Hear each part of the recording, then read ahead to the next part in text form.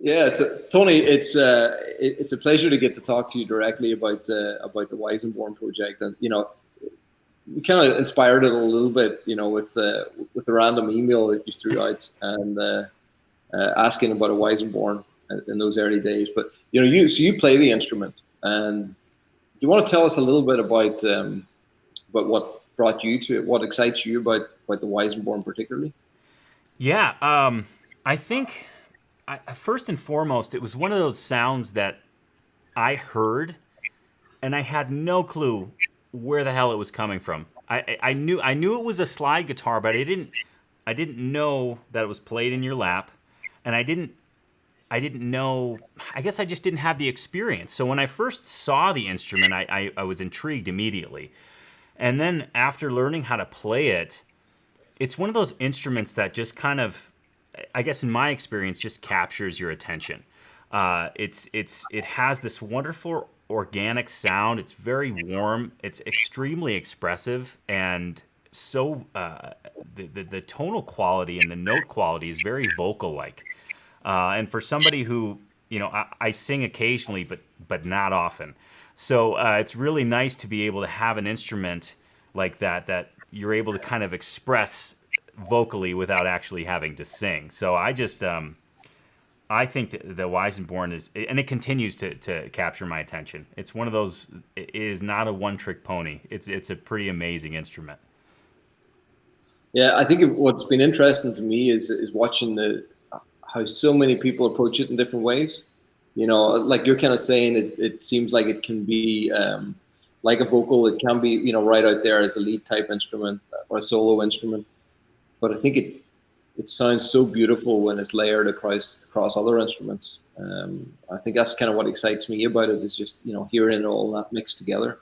Yeah, and the dynamic range. One of the beautiful things about the Weissenborn is I think it can be the most delicate and beautiful instrument. It can convey a melody, and it just sounds so rich and so beautiful.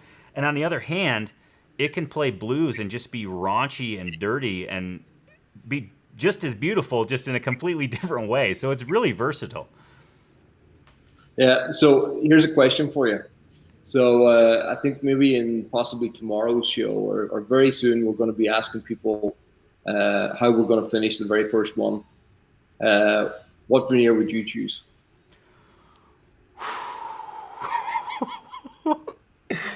This is a tough question. Um, ah, I've really okay. There's three that I think come to mind right away. Number one, Cocobolo, just because it's just such a beautiful wood. Number two, I want to say you all did a series of Paduke. Am I remembering that correctly? Yeah, yeah. Did that have kind of a spalting to it? No, that you might be confusing that with the spalted maple that we recently did, or no, That's what it the was. spalted peach. But the Paduke is the one with the beautiful red colors and the lighter shading. Okay, okay. Well, that was going to be my other question because there was a maple one, and I believe you did a darker stain on it, maybe like a grayish, almost black. Okay, yeah, yeah, And yeah. those are my three. If I had to pick one, oh man. You see the people I have all the time. Yeah. Well, I see these videos you guys do where you get rolls of these veneers, and I'm like, how do you even pick one? They're all gorgeous. If I was to pick one right now, I think that kind of spalted maple would be the one. Yeah, yeah. But this is what's so much fun. We're going to get to make a whole bunch of them. So, and it's going to be interesting to decide. It's going to be really actually hard to decide what we do in the very first one. But we're going to It's put it out like we've been doing. We're going to put it out to the public and we'll yeah. see who votes for what. I mean, and I'll say this: even the standard, just carbon fiber, I think has a beauty in and of itself.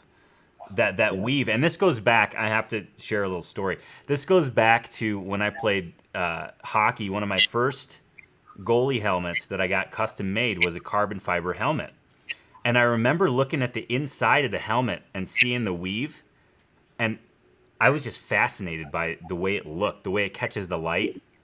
Yeah, So, I mean, yeah, you're right. I don't think you can go wrong. that's a fun thing. We just get to keep on trying. Yeah. So, well, Tony, thank you for following the project. It's been really cool to be able to kind of share some ideas back and forward with you. You know, you're going to be part of the collaborative process that yields something really special.